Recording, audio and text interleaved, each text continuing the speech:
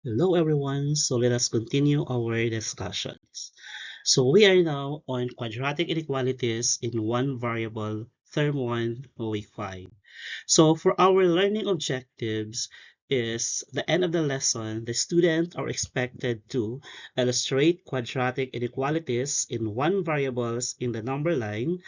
Second is to solve quadratic inequalities in one variable and express solutions in various notation. Okay, so let us have first a short review on how to factors a quadratic equations. So I have here 5 questions. So let us see if we still remember on how to factor a quadratic equation. So let us start with number 1. So how to factor this? So since first is find the common factor of each.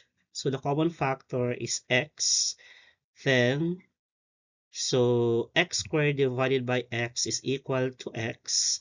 Then copy the sign, which is negative or minus. Then 2x divided by x is equal to 2. So now this is now the factor of x squared minus 2x is equal to 0. The second, how to factor this? Since it is quadratic, so how to factor this? So since the highest degree is 2, so it means meron po tayong dalawang factors. So first thing to do is write first two open and close parentheses. So first thing to do is factor first the first term or the leading term. So we have x and x. Why x and x? Because x times x is equal to x squared. Then after that, so factor the constant. So what is the factor of 3 na kapag pinag-add natin, yung factor niya is positive 2. So since the factor of 3 only is 3 and 1 or 1 and 3. So 3 times 1 is 3. The question is, since it is positive and it is negative, so ibig sabihin, yung isang sign po dyan ay isang positive at isang negative. So dapat yung positive ay nasa mataas na number. So ibig sabihin, nandito po yung positive natin. So nandito yung negative. How to check? Let's try to check. 3 times x is 3x. Then x times negative 1 is negative 1. So this one is positive 3. Then 3 plus a negative 1 is positive 2. So ibig sabihin, yung factor po natin is x plus 3 and x minus 1. How about this one? So same pa rin. So write first two open and close parentheses, then factor the x squared, so x times x. Then since it is negative, isang positive, isang negative. Pwede magka-interchange ng sign. Pwede negative dito, pwede rin dito positive. It depends on you kung paano mo isusulat o ilalagay. So next, what is the factor of 6 na kapag pinag-add natin is negative 1? So ibig sabihin, we have only negative 3 and positive 2. So why? 2 times x is 2x, then x times negative 3 is negative 3. So negative 3 plus 2 is negative 1. So kayo na bahala po sa number 4 and 5. Pwede i-post, then try to answer 4 and 5. Okay, so what is our purpose of our lesson? So it is true that we humans are created equal. However, in real life, we are dealing with unfair situation, like one family is better than others, one school is better than our school, or we are less privileged than others, etc.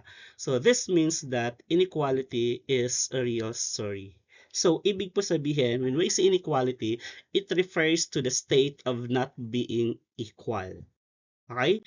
So, how so did you know that the take a look. So quadratic inequalities can be used to model situation like firing and shooting a cannon or hitting a baseball or golf ball, among other applications. There are a lot of applications regarding on inequalities. Another example for that is yung basketball. So pag free throw, etc., etc. The games of basketball is an example of quadratic inequality. Okay, so what is a quadratic inequalities? So a quadratic inequalities are similar to quadratic equations, only that they use the inequality symbols, the less than, greater than, less than or equal to, and greater than or equal to. So what is the core differences between the two?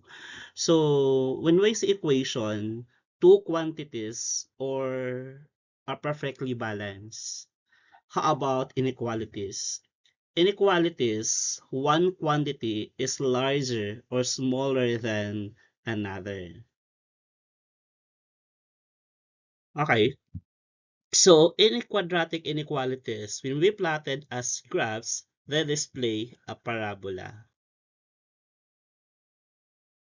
In quadratic inequalities, we must write that in a standard form. So the standard forms of quadratic inequalities are ax squared plus bx plus c is less than to 0. Another one is ax squared plus bx plus c greater than to 0. And ax squared plus bx plus c greater than or equal to 0, and ax squared plus bx plus c less than to equal to 0, where a, b, and c are real numbers and a is not equal to 0. So now, from solving quadratic equation, are you now ready to solve quadratic inequalities?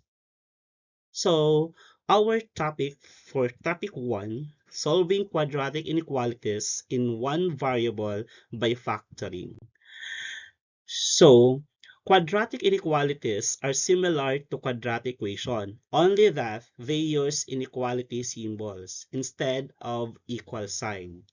To solve quadratic inequalities like quadratic equation, one needs to be familiar with factoring techniques, but instead of two solutions, there are a range of solution or intervals. So, in solving quadratic inequalities, parang same lang po siya on how to solve quadratic equation. Okay, so quadratic inequality in one variable. So another important similarity of quadratic equations and inequalities is the use of zero-factor property. So there are steps on how to solve quadratic inequalities by factoring. Number 1, set one side of the inequality to 0 or in standard form. Second, factor the quadratic expression. Number 3, draw a number line and divide the number line into intervals. Number 4, test one value from each interval. And the last is write the solution that makes the inequality true using the inequality notations, interval notation, or set notation. Okay, let us recall first. If a number x is greater than to 0, this means that the number x is positive. If a number x is less than to 0, this means the number x is negative.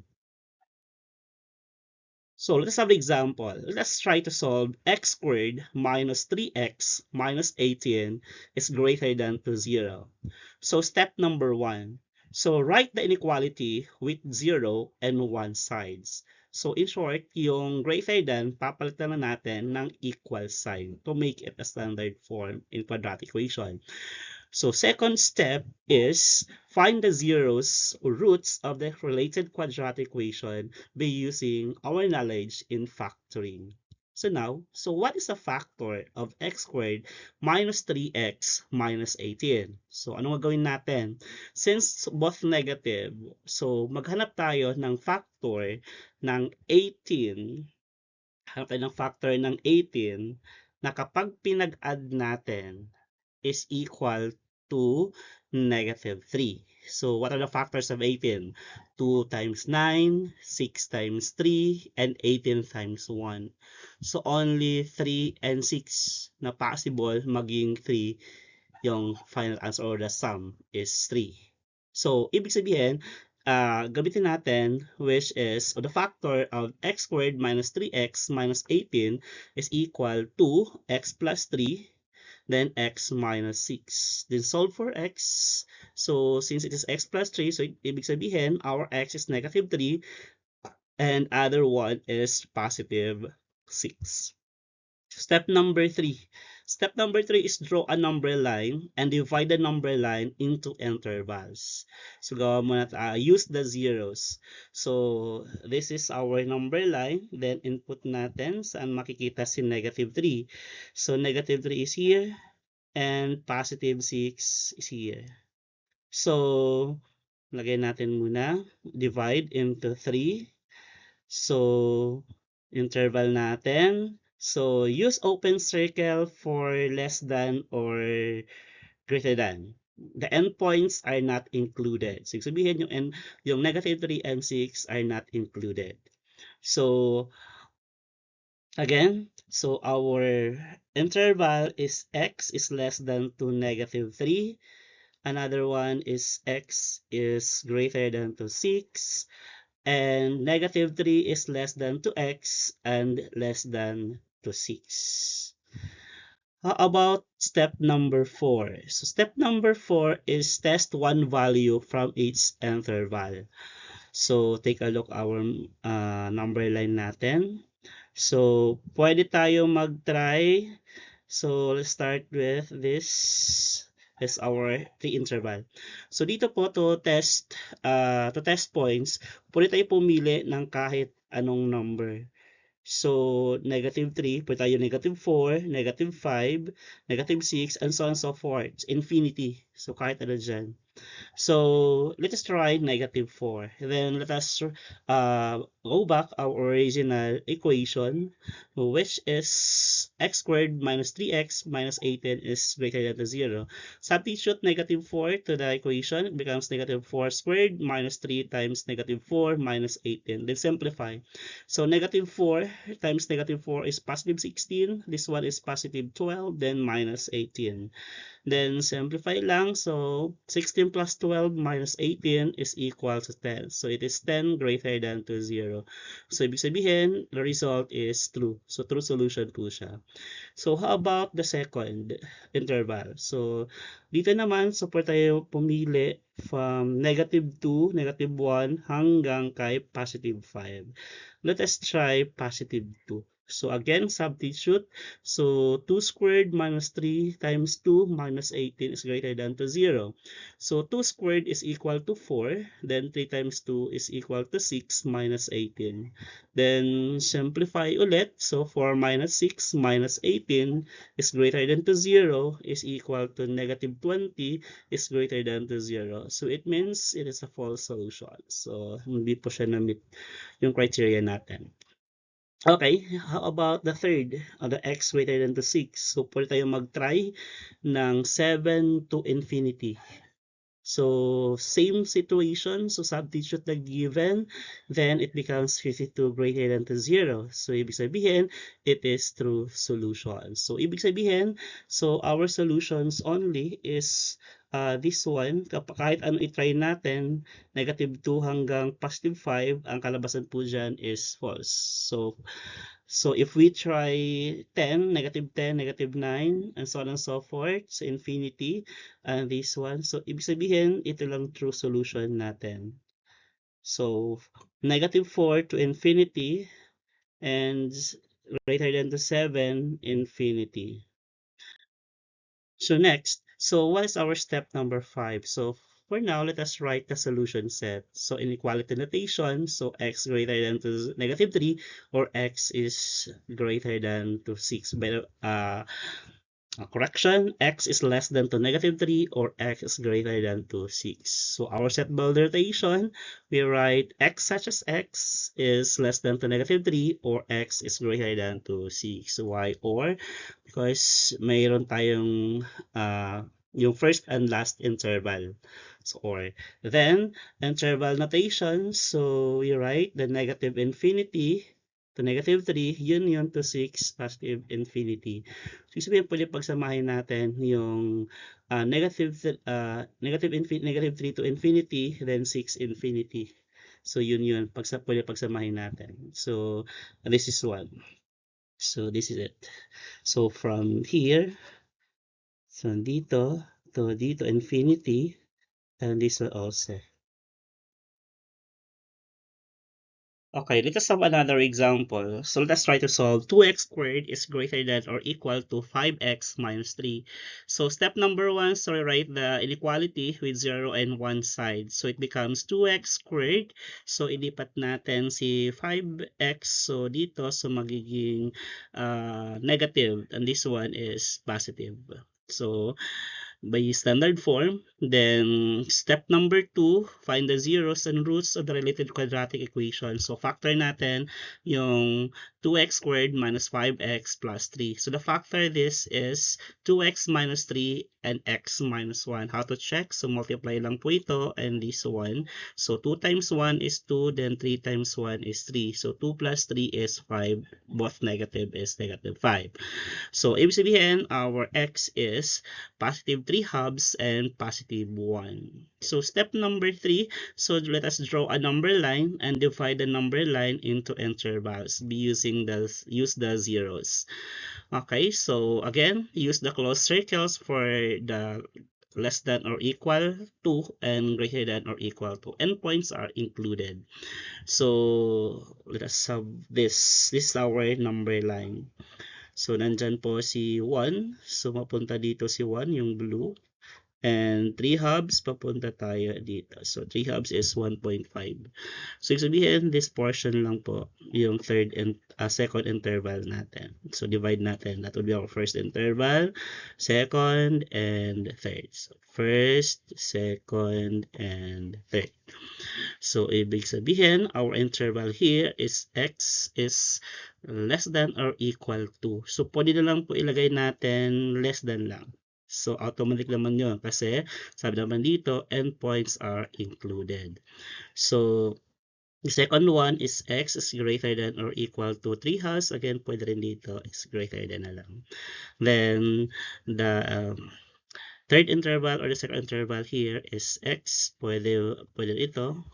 And pwede rin ito. So 1 is less than 2x, less than 3 halves. So step number 4. So our step number 4 is solve, test one value from each interval.